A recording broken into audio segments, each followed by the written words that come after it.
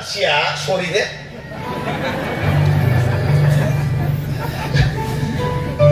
lifetime सिखाव खावनायनिबो बिनि नामा जीवन पोस्टआव दंखायोमोन नालाय अलरेडि जिसुखौ नाजानायखाय बिनि नामा जीवन पोस्टनिफ्राय डिलीट जायाखै आमेन बयनिसिमबो गोजोननाय जासिहरनाय थाबाय दिनै आङो दंफैयो चिरां जिल्ला BLC नि मिशन कम्पाउन्ड राङिजरायावहाय दा बेयाव मानो दंफैयो होननानै बुङोब्ला 30थि एनुवेल इउथ कनफारेन्सआ बेयावहाय गाजा गोमजा जागासिनो दङ दा आङो नोंथांमोननो एसे एक्सप्लर खालामनानै देखायनो सानदों बे प्रग्रामा माबायदि जालांदों ओमफ्राय बेजों लोगोसे बे प्रग्रामखौ माबायदि अर्गानाइज खालामदों आङो एसे बिथांमोननिफ्रायबो मिथिनानै लागोन लोगोसे चिफ गेस्टआ सोर आं बेखौबो नोंथांमोनहाय डिटेल्स लाबोगोन ओमफ्राय बेजों लोगोसे बे प्रग्रामा बिसेस लाइमोन जोहोलाव सिख्लाफोरनि थाखाय इम्परटेन्ट जायो मानो होनना बुङोब्ला दानि माखासे लाइमोन जोहोलाव सिख्लाफ्रा बेबायदिनो गोबांथार गाज्रि आखुथायावहाय एक्टिभिटिस जानानै थायो जेरैहाय बेफोरबायदि फेग्रा मुवा जानाय लोंनाय सोबनाय बेफोरबायदियाव गोबांथार बेबायदिनो गावखौहाय बेबायदिनो माबायदि दाफुंलांनांगौ बेबायदिनो गोबांथार गाज्रि आखुथायफोरजोंहाय नांथाबनानै थायो गोबांथार बेफोरबायदिनो इसोरनि बोसोनजों लोगोसे सोलोंजानायखौ मोननो हायो दा बेजों लोगोसे आङो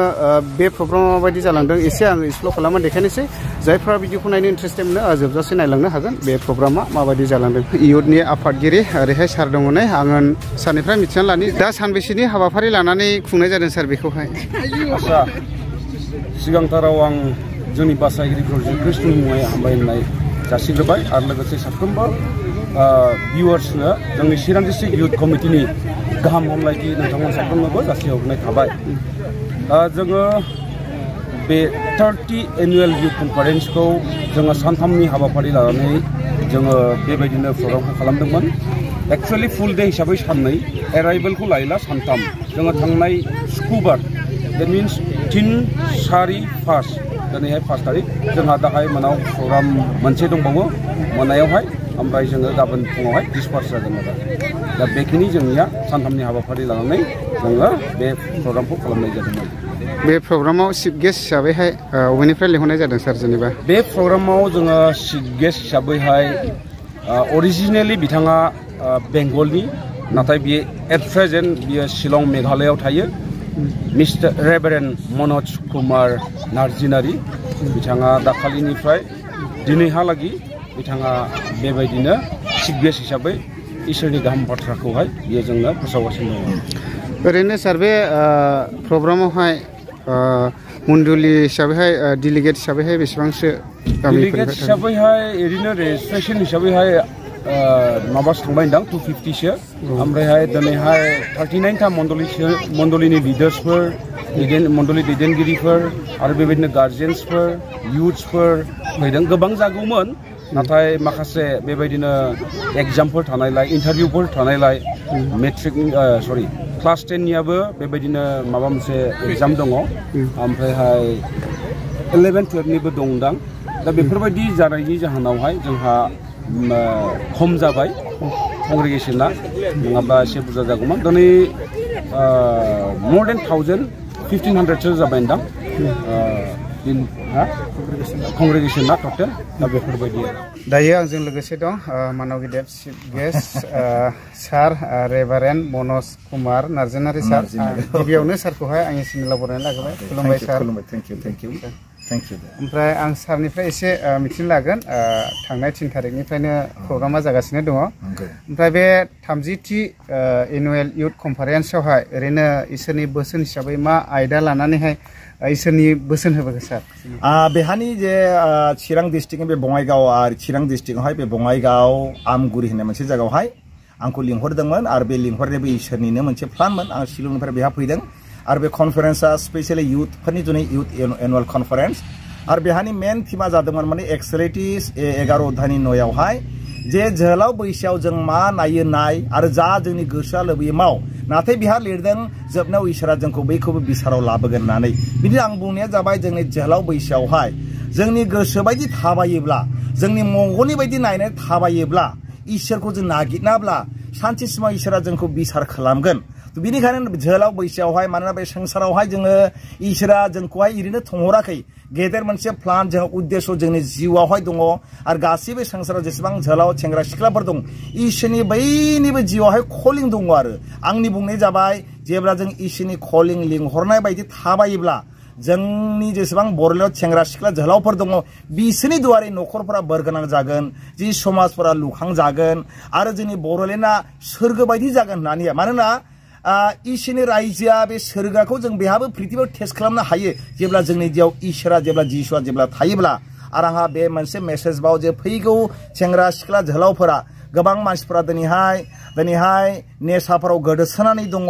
गोबां जेखौ जों जानो नाङा मानोना जोंनि बे देहा इसोरनि मन्दिर इसोरा दिनैहाय जेरावबो थाया जोंनि बे मोदोमनि सिंनि आत्मायावसो थानो लुबैयो तो बेनिखायनो जोंनि बे देहाफोरखौ जोङो गोथारै लाखिनांगौ दङ जेफोराखौ जानाङा बेखौ जानो नाङा बेबायदि जों बाहायोब्ला जोंनि गोबां जोंनि जिउआवहाय जोंहा खहा लाबोगोन आरो जे फिउचाराव जोंहा डार्क जायो बेनिखायनो आंनि खावलायनाय बेनो नोंथांमोना जेसेबां सेंग्रा सिख्ला जोहोलावफोर दङ इसोरखौ नागिरनानै थाबाय इसोरनि लिंहरनायाव थाबाय अब्ला बेबायदि थाबायोब्ला जोंनि दुवारै नोंथांनि दुवारै न'खरा मण्डलीफोरा जोंनि बर'लेण्डआ बोरगोनां जागोन आरो जोङो बे संसारखौ नागारना थांब्लाबो जोङो बे संसारनि मोनसे मोजां एसे एग्जाम्पल जानानै थागोन आरो बेनो जाबाय आंनि बुंनाया आरो आं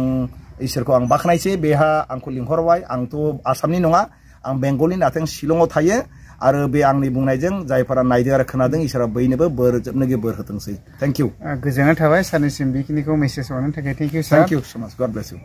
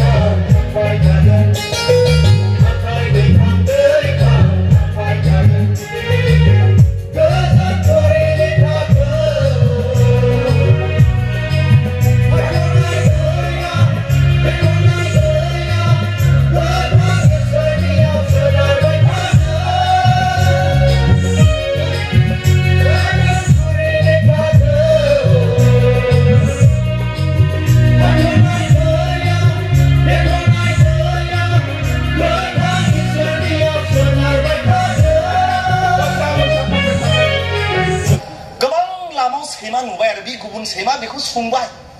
आरो नैबे संनायखायनो बेबो संफिनबाय आरो गाधा खारनाय दङ राव सोर संदों ना माबादों गाधा नायाखै गाधा नालाय खारबाय नाथाय नैबे सैमाया गुबुन सैमाखौ सुङिन बिनि टाइमा बेहाय बरबाद जाबाय आरो तो बियो गाधायाथ' जेननांगौमोन जेनबाय सैमाया देरहाबाय गाधाया हेलौ जोंनि लाइफआवहाय जोंनि जारियावहाय गोबां दिनै मानसिफोरा लेफ्ट राइट जोंखौ रायनाय मानाय डन्ट वरी रायबाय थाथों बिसोरो नोंनि खारनायखौ नों खारगासिनो थाना हालेलुया हालेलुया आंनि बर'खौ बुजिबाय there's a journey to finish your life आंनि हिसाबखौ आं होगोन आंनि हिन्जावनि हिसाबखौ आंनि हिन्जाव होगोन नामालाय आं हारसिं थागोन आंनि हिन्जावा नायनो मोजां मोखां गावनो खानाय गुद्रि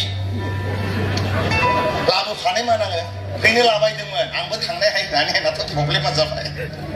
आंबो थांथारगोन नोंजों होननानैहाय प्रब्लेमा जे गथ'आ आरो फैगौ आं कलकातानिफ्राय थ' सोर नायगोन नों थादों आं थांनायसो नालाय दोनबो बेफोरनावहाय नालाय फैनो जा दावराव जादों आंबो थांथारगोन होननानै मालाबा लाबोनाङो हालेलुया आंनि बुंनाया जाबाय according to their work गाव गावनि खामानि जों बुंनि गाव गावनि खामानिनि अनुसार बान्था मोनगोन बोले बान्था मोनगोन आमेन बिनिखायनो सासे प्रसारगा बुंदों हामा मोननाङा आरो थु गोबां पास्टरफोरा नोरोगावनो गोबां पास्टरफोराबो नोरोगाव आं पास्टरना फाद्रिना प्रफेट इसोरा नायनाय नङा आंनि खामानि अनुसारसो इसोरा बान्था होगोन नालाय हेलौ हालेलुया आं अरिजिनाल डुप्लिकेट अडियन्स नुगोन ना क्रुसाव थैदोंमोन गेजेराव जिसु दङ राइट आरो साइडसानाव सानै सिखाव दंना गैयामोन आरो नैबे सरि हा मानल' बे सानै सिखावा माने जिंदा गेबेर सिखाव खालामनानै थैबाय सिखाव खावबाय नालाय पानिशमेन्टआ बेसेबां क्रुसमोन जेरै इन्डियाआव दिनै फासि होयो खायसे खायसे देशआवबो सुथाव हा डिफारेन्ट काइन्डस अफ बै इमप्रिजन लाइफ टाइम इमप्रिजनमेन्ट आं एग्जाम्पल होदों आरो हालेलुया अब्ला सासे सिखावा पाब्लिकआबो खोनासंदों माने पाब्लिकआ बुंदों नालाय हाबाब नों इसोरनि बिसारना नों गोबांखौ बासायनो गावखौ बासायदों ना होमब्लासो जों फोथायगोन होनना बुंबाय ना पाब्लिकआ अब्ला नैबे सासे सिखावखौ सरि दे नंगौथ' नंगौ नों गावखौ बासायब्ला जोंखौबो बासाय होननानै नाथाय नैबे सासे सिखाव जिसुखौहाय मोजाङै नायदों बियो माबायदि मानसिथार बिलाय एफाराब दुख खस्थ बेखौ खस्थ साजा होब्लाबो मानोना बि बुंदों ए आफा बे मानसिफोरखौनो निमाहा बिसोर मा मावदों जेबो मिथिया होननानै आमेन आरो नैबे सिखावा बे सिखावखौ रायबाय आरो नोंखि मिथिया नामा जों जे दिनैहाय साजा मोनदों जों गाज्रि खामानि मावनायखौ जों साजा मोनदों नाथाय बे मानसियाथ' खुनु गाज्रि खामानि मावाखै अब्ला नैबे बुंबाय प्रभु जिसु नों जुदि गावनि रायजोआव फैला आंखौबो गोसोखांथार होननानैहाय अब्ला जिसुआ मा बुंदों आं नोंखौ नंगौथारै बुंसै दिनैनो आंजों नों पेराडाइसआव थांगोन हालेलुया अब्ला नैबे सिखावनि मोदोमा क्रुसावनो थाबाय बेखौ फबबाय नाथाय बेनि स्पिरिटआ जिसुआबो बिनि मोदोमा क्रुसनिफ्राय आरमते जसेफनि खबरस्थानाव लांबाय नाथाय स्पिरिटजों बे सानैयाबो पेराडाइसआव थांबाय हालेलुया अब्ला नैबे सिखाव मानसिया सरि दे